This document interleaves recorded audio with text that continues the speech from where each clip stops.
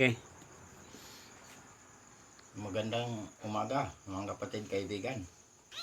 Narito na naman tayo para mag-aral sa salita ng Diyos. Bago tayo mag-umpisa, may hilingin ako sa inyo. Paki-subscribe, paki-like, paki-share sa aming munting YouTube channel, Marlon Coret YouTube channel, para mapabilis pagpalaganap ang salita ng Diyos sa buong mundo at maipakilala natin ang ating Panginoong Jesucristo na ating Panginoong Tagapagligtas. Paki-subscribe, paki-like, paki-share. Maraming salamat po. Tayo na'y manalangin. Ama naming Diyos na makapangyarihan sa lahat, salamat po Panginoon sa umagang ito. Narito po kami, Ama, para mag-aral sa iyong salita.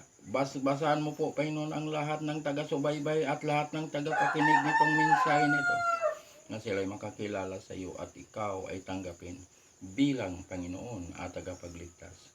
Ito ang aming hiling at samot dalangin sa pangalan ng aming Panginoong Jesucristo, na aming Panginoong tagapagligtas. Amen. Dito tayo mag-aral mga kapatid kaibigan sa Mateo Kapitulo 5, versikulo 43 hanggang 48. Ito ang sinasabi dito sa versikulo 43. Narinig ninyo na sinabi, ibigin mo ang iyong kapwa at kapupuutan mo ang iyong kaaway. Yan ang sinasabi rito sa 43. Ibigin mo ang iyong kapwa at kapupuutan mo ang iyong kaaway. Yan ang sinasabi rito. Anong ibig sabihin nito? Mahalin mo ang iyong kapwa. Mahalin mo rin ang iyong kaaway.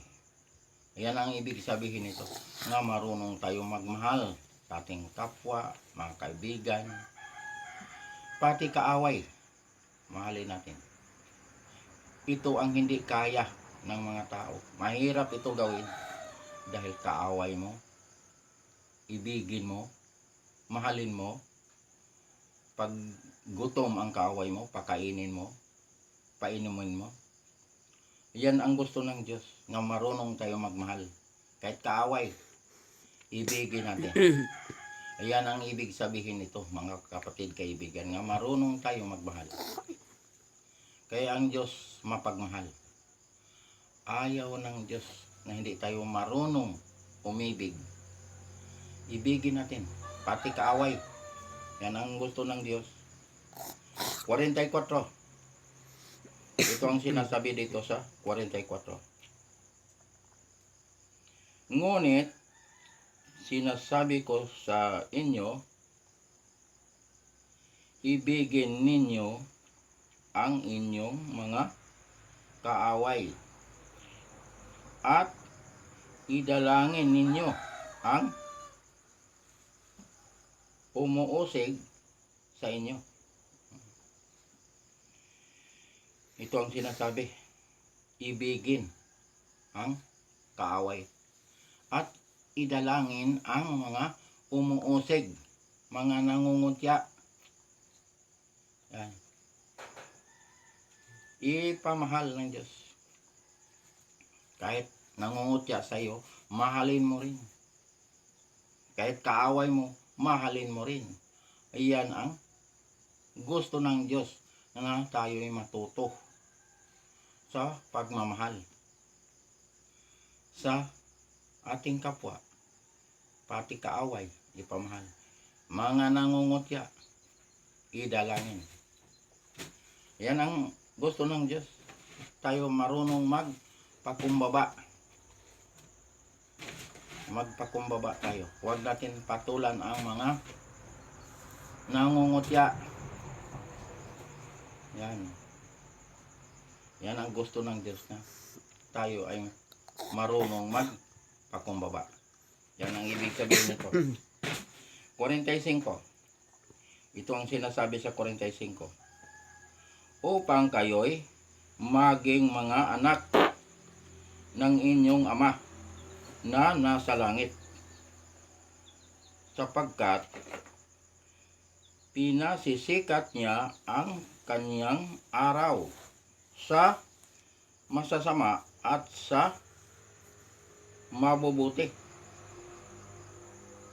at nagpapaulan sa mga matuwid at sa mga di matuwid. Pinasisikat ng araw para sa mga masasama at sa mabubuti, at sa mga matuwid at sa hindi matuwid. Pareho-pareho pinasisikat ng Diyos ang kanyang araw sa mga masasama at sa mga matutuwid. Pareho ang tingin ng Diyos sa mga masasama at sa mga mabubuti. Dahil ang Diyos ay mapagmahal. Lahat mahal ng Diyos. Ayaw ng Diyos na may mapahamak. Gusto ng Diyos na ang lahat ay maligtas. Kaya ang sinabi, mabuti man o masama, pinasisikatan ng kanyang araw. Matuwid man o hindi, pinauulanan ng ating Panginoon. Dahil ganyan ang Diyos magmahal. Mahal niya ang tao. Kaya ang Diyos ay mapagpakumbaba. Para din tayo ay marunong din magpakumbaba. Mahalin natin ang ating mga kapwa. 46, ito ang sinasabi dito sa 46. Sapagkat kung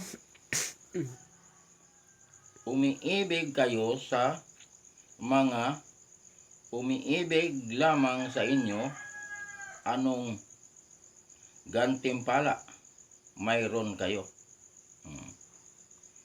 Hindi ba gayon din ang ginagawa maging ng mga maniningil ng buwis? Ganon din ang ginagawa ng maniningil ng buwis.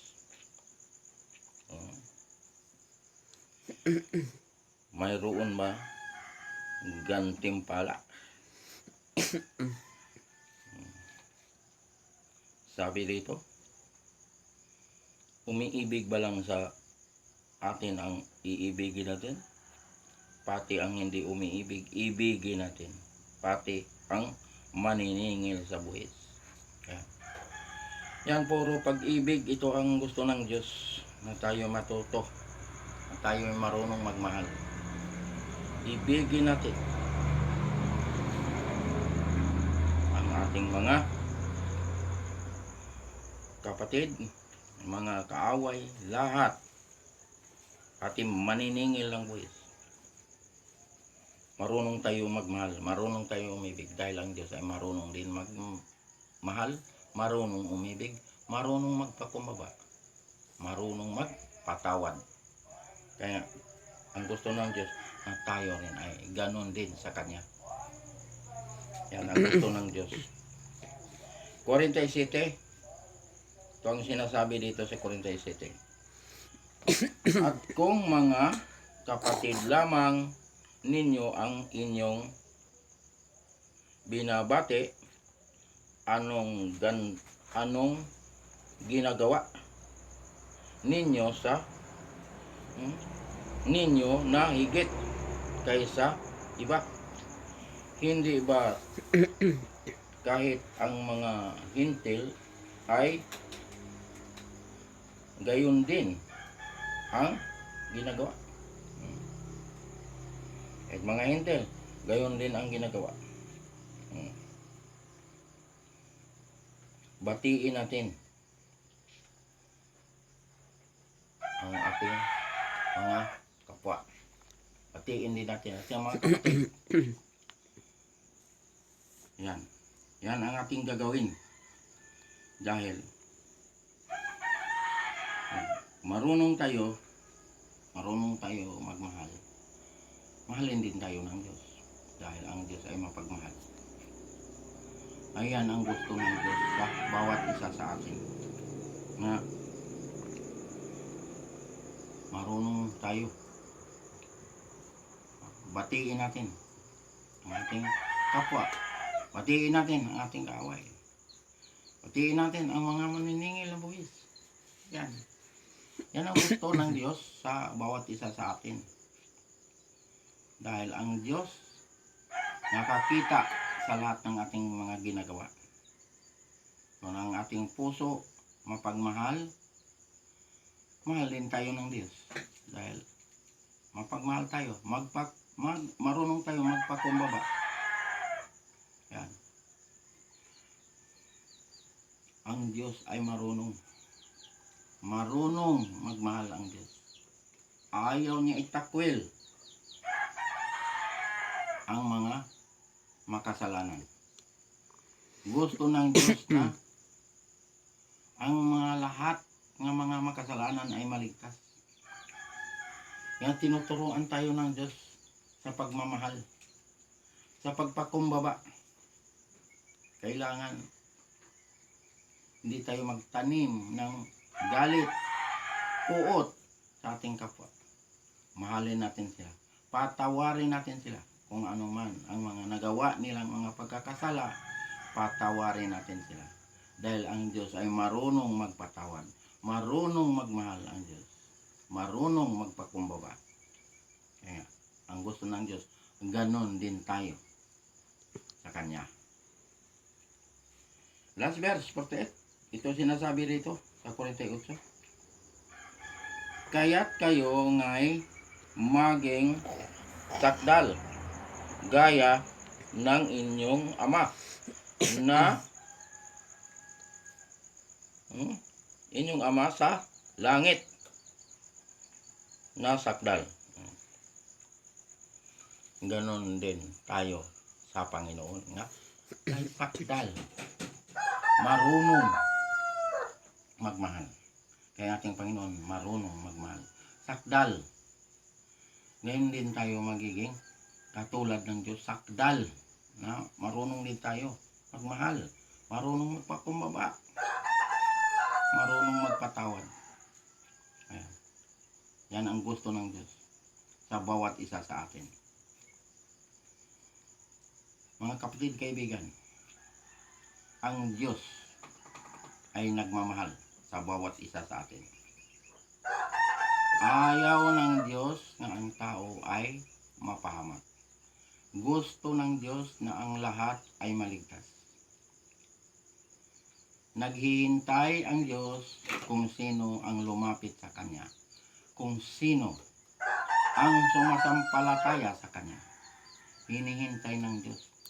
Ayaw niya itakwil ang mga lumalapit sa Kanya. Ang gusto ng Diyos na tayo ay umamin na tayo ay mga makasalanan. Aminin natin na tayo ay nagkakasala. Hingian natin ng tawad ang lahat ng ating mga kasalanan para tayo ay patawarin ng Diyos. Mga kapatid, kaibigan, ngayong umagang ito, gusto ng Diyos na tayo ay lumapit sa Kanya. Manalig sa Kanya. Tanggapin ang Panginoon ngayong umagang ito para tayo ay magkaroon ng buhay na walang hanggan. Para pangalan natin ay isusulat niya sa aklat ng buhay. Mga kapatid, kaibigan, hinihintay ka ng ating Panginoon. Kaya niyang patawarin anuman kaitim ang ating nagawang mga kasalanan. Basta ang ating gagawin ay humingi ng tawad. Lumapit kay Kristo. Manalig kay Kristo. Tanggapin si Kristo bilang Panginoon at tagapagligtas. Ayan, mga kapatid, kaibigan. Yan ang gusto ng Diyos. Pagkaligtasan ang hinahanap. Kay Kristo tayo lumapit. Manalig kay Kristo. Tanggapin si Kristo bilang Panginoon at tagapagligtas. Dahil nasa pananalig at pagtanggap kay Kristo ang kaligtasan. Maliligtas tayo sa ating pananalig at pagtanggap kay Kristo. Yan tayo nagkaroon ng buhay na walang hanggan. Pangalan ay nakasulat sa aklat ng buhay. Yan mga kapatid kaibigan, ang kaligtasan. Kaligtasan ay libre. Si Kristo ang gumawa nito sa krus sa Kalbaryo. Buhay niya ang ibinayan ng ating kasalanan. Dugo ng ating Panginoon ang ihinugas ng ating mga kasalanan. Kaya nagiging sakdal tayo. Tayo ay mga ligtas. Basta tayo ay manalig kay Kristo at tumanggap kay Kristo. Tiyak ang ating kaligtasan. Pangalan ay nakasulat sa aklat ng buhay. Yan ang kaligtasan, mga kapatid kaibigan, na kay Kristo, na sa pananalig at pagtanggap. Yan tayo nagkaroon ng buhay na walang hanggan.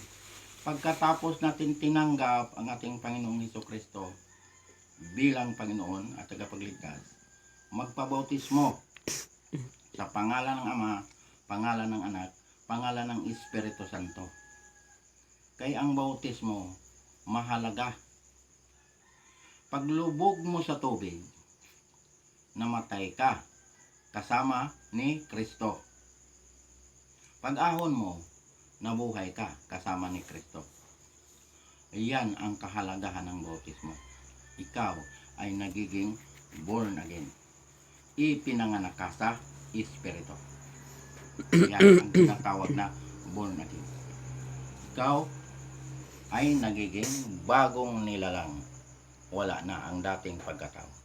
Pangalawang Korinto, Kapitulo 5, versikulo 17. Bagong nilalang ka na. Wala na ang dating pagkatao. Binago ka na ng Diyos. At nakatawid ka na sa kamatayan tungo sa buhay na walang hanggan. Juan 5:24. Buhay ka pa, nakatawid ka na sa kamatayan. Dahil namatay ka na kasama ni Kristo, nabuhay ka kasama ni Kristo. Ayan ang kahalagahan ng bautismo. Kaya ang lahat ng mga nananalig at tumanggap kay Kristo, kailangan magpabautismo. Kasi pag hindi ka nagpabautismo, nananatili ka sa laman. Ang laman ay mahilig gumawa ng kasalanan. Ano ang kabayaran ng kasalanan? Kamatayan. Kaya si Kristo namatay sa cross dahil sa kasalanan ko, kasalanan nating lahat. Ayan. Yan ang ibig sabihin dyan, ang kapatid kaibigan. Pagkatapos mong nabautismuhan, anong gagawin mo? Sundin ang utos ng Diyos. Huwag itakwil ang utos ng Diyos. Huwag lapastanganin ang utos ng Diyos. Huwag burahin ang utos ng Diyos. Kaya ang sabi ng ating Panginoong Hesukristo sa Juan 14, versikulo 15, kung iniibig ninyo ako, tutuparin ninyo ang aking mga utos. Yan ang sabi ng ating Panginoon. Hindi niya sinabi nga, huwag na kayong sumunod sa utos. Dahil binura ko na. Hindi niya sinabi. Kung mahal natin ang ating Panginoong Hesukristo, tutuparin natin ang kanyang mga utos. Sundin natin ang kanyang mga utos. Ano pang sinabi ng ating Panginoon? Sa unang Juan, Kapitulo 2, versikulo 3 hanggang 4. Nakakatiyak tayong nakikilala natin ang Diyos kung sinusunod natin ang kanyang mga utos. Verse 4, ang nagsasabi, nakikilala ko siya, ngunit sumusuway naman sa kanyang mga utos ay sinungaling at wala sa kanya ang katotohanan. Yan ang sinasabi ng Diyos. Huwag tayo sumuway sa kanyang mga utos para hindi tayo magiging sinungaling. Pag nagsabi tayo, kilala natin ang Diyos, pero sumusuway naman tayo sa kanyang mga utos. Ang sabi ng Diyos, sinungaling at wala sa kanyang katotohanan. Yan ang sinasabi ng ating Panginoon. Kaya nga, ang Diyos ay naglagay ng palatandaan na sa kanyang utos. Ang ilang utos ang ginawang palatandaan ng Diyos? Pang-apat na utos. Ano ang palatandaan ng Diyos? Ang Sabat, ang ikapitong araw. Ginawa niyang palatandaan yan sa mga nakakilala sa Kanya. Ang sabi ng Diyos, kilalanin niyo ako, kilala ko kayo. Ezekiel 20:20. Yan. Dahil, nung nilalang itong mundo na ito, langit, lupa, dagat, lahat nilalang ng Diyos, pati tayo nilalang ng Diyos, sa loob ng 6 na araw, natapos niyang nilikha ito. Itong mundo na ito. 6 na araw niyang nilikha ito. Anong araw yun? Yung sinabi niyang 6 na araw. Saan nag-umpisa nung paglikha nitong sanlibutan ito? Linggo, Lunes, Martes, Miyerkules, Huwebes, hanggang Biyernes. Nilikha ito ng Diyos, itong mundo na ito. Pati tayo, nilikha ng Diyos. Anong sabi ng Diyos? Sa ikapitong araw, siya ay nagpahinga. Anong araw yung ikapitong araw? Sabat, Sabado. Ayan ang ikapitong araw. Bakit sinabi ng Diyos nga siya ay nagpahinga? Napagod ang Diyos? Hindi napagod ang Diyos dahil ang Diyos ay makapangyarihan. Kaya sinabi ng Diyos nga siya nagpahinga para tayong kanyang mga nilalang, mga hinirang, mga anak sumunod sa kanya para tayo ay makapasok sa kapahingahan ng Diyos. Yan ang ibig sabihin yan. Dahil ang Sabat ay banal na araw, binasbasan, ibinukod para sa Diyos. Para tayo sumamba sa Kanya sa araw ng Sabat. Yan ang gusto ng Diyos na sambahin siya sa araw ng Sabat. Dahil sa bagong langit, bagong lupa, ang sambaron ay Sabat. Sabat ang sambaron. Saan mabasa? Isayas, Kapitulo 66, versikulo 22 hanggang 23. Sa versikulo 22, mababasa mo ang bagong langit, bagong lupa. Makabasa ka diyan. Bagong langit, bagong lupa. Pero sa versikulo 23, makabasa ka ng araw ng pamamahinga. May Biblia nga ang nakasulat ay araw ng pamamahinga. Ang ibig sabihin ng araw ng pamamahinga, Sabat yan, hindi yan linggo. Pero dito sa hawak ko na Biblia, ang nakasulat dito ay Sabat. Ikapitong araw. Ang sabi ng Diyos, lahat ng bansa pupunta ron para sumamba sa Kanya. Sumamba sa Diyos. Sambahin natin ang Diyos sa Espiritu at sa katotohanan. Hindi lang sinabi ng Diyos, kayo lang mga Hudyo, mga Israel, taga-Israel, yun lang kayo pupunta rito para sumamba. Hindi niya sinabi yun. Lahat ng bansa pupunta ron para sumamba sa Kanya. Sambahin natin ang Diyos sa Espiritu sa katotohanan. Ayan, mga kapatid kaibig, katotohanan. May samba sa bagong langit, bagong lupa. Ang sabaron ay Sabat. Pinaalam ng Diyos sa bawat isa sa atin para pag makapunta tayo ron, makapasok tayo doon, hindi na tayo magtaka. Hindi tayo magtanong, bakit Sabat ang samba? Dito pa lang sa lupa, tinuturuan na tayo ng Diyos. Pag makapasok ka ron, pag ligtas ka, pero pag hindi ka ligtas, pangalan mo ay wala sa aklat ng buhay. Hindi ka makapunta ron, hindi ka makapagsamba ron. Dahil iba ang destinasyon ng mga pangalan nga hindi nakasulat sa aklat ng buhay. Ang destinasyon nun ay lawa na poy. Ang lawa na poy, yun ang pangalawang kamatayan. Ayun ang impyerno. Ayun ang paglalagyan ng mga pangalan nga hindi nakasulat sa aklat ng buhay. Yun lang ang makapagsamba ron, yung mga pangalan nga nakasulat sa aklat ng buhay. Yung mga nananalig kay Kristo, yung mga tumanggap kay Kristo, ayun ang makapunta ron dahil ang pangalan ay nakasulat sa aklat ng buhay. Ayan, doon tayo. Doon tayo magsama-sama. Sa bagong langit, bagong lupa nga, pinagharian ng katarungan. Doon tayo magpapatuloy sa pagsamba ng ating Panginoon. Sambahin natin ang Diyos sa Espiritu sa katotohanan. Walang mga rebulto ron, walang mga larawan, walang mga imahen dahil bawal sa paningin ng Diyos ang mga larawan, mga rebulto, mga imahen, bawal yan. sa harapan ng Diyos. Ang sabi ng Diyos, mga anak, lumayo kayo sa mga Diyos-Diyosan. Unang Juan, Kapitulo 5, versikulo 21. Pinapalayo tayo sa mga Diyos-Diyosan. Dahil alang ka na sa mga kapahamakan. Mapahamak talaga pag hindi ka maniwala. Pag lagi ka humaharap ng mga rebulto, mga larawan, mga imahen, lagi ka humaharap dyan, o dumadalangin ka dyan, mapapahamak. Dahil ang sabi ng Diyos, sa Pahayag, Kapitulo 21, Pahayag, Kapitulo 21, versikulo 8, ang mga tigsimbag, mga Diyos-Diyosan, ay itatapon niya sa naglalagablab na apoy at asupre. Ayan ang pangalawang kamatayan. Ayan mga kapatid kaibigan, paniwalaan natin ito dahil ang Diyos ay makapangyarihan. Pag sinabi ng Diyos, ay matutupad at magaganap. Pinapaiwas tayo para hindi tayo mapahamak. Mga kapatid kaibigan, mahal tayo ng Diyos. Lahat tinuturuan tayo. Kaligtasan, tinuturuan tayo. Si Jesucristo ang tagapagligtas, wala nang iba. Lumapit tayo kay Kristo. Tanggapin si Kristo bilang Panginoon at tagapagligtas. Para pangalan ay nakasulat sa aklat ng buhay. Yan, tinuturuan tayo. Bautismo, tinuturuan tayo. Kautusan, tinuturuan tayo. Kaligtasan, ngayon, buhay pa tayo. Pangalawang Korinto, Kapitulo 6, versikulo 2. Ngayon ang araw ng kaligtasan. Buhay pa tayo.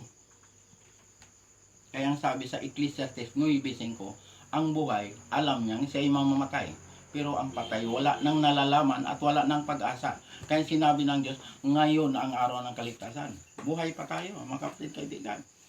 Kaya tiyakin natin ang ating kaligtasan. Nga ang pangalan natin ay nakasulat sa aklat ng buhay. Ayan. Huwag tayo tumawag ng ibang pangalan. Pag kaligtasan ang hanap, kay Kristo tayo lumapit. Manalig kay Kristo, tanggapin si Kristo bilang Panginoon at tagapagligtas. Magbabautismo, sundin ang kanyang mga utos at ang kanyang araw na gusto ng Diyos na siya ay sambahin. Sabat, ikapitong araw. Kahit sa bagong langit, Sabat ang samba. Paniwalaan natin ito mga kapatid kaibigan. Dahil ito katotohanan, wala itong halo ng kasinungalingan. Kompleto ang itinuturo ng Diyos. Kaya tayo nakakarinig nito minsay na to, maniwala tayo. Paniwalaan natin ito para tayo ay hindi mapahamak. Hanggang dito na lang tayo mga kapatid kaibigan. Paki-subscribe, paki-like, paki-share sa aming munting YouTube channel, Marlon Coret YouTube channel, para mapabilis pagpalaganap ang salita ng Diyos sa buong mundo at maipakilala natin ang ating Panginoong Jesucristo, ating Panginoong tagapagligtas. Maraming salamat po. Tayo na ay manalangin. Ama naming Diyos, na makapangyarihan sa lahat. Salamat po, Panginoon, sa mga salita mo na may napag-aralan ngayong umagang ito. Basabasan mo po, Panginoon, ang lahat ng taga-subaybay at lahat ng tagapakinig nitong minsay na ito, na sila'y makakilala sa iyo at ikaw ay tanggapin bilang Panginoon at tagapagligtas. Ito ang aming hiling at aming dalangin sa pangalan ng aming Panginoong Jesucristo, na aming Panginoong tagapagligtas. Amen.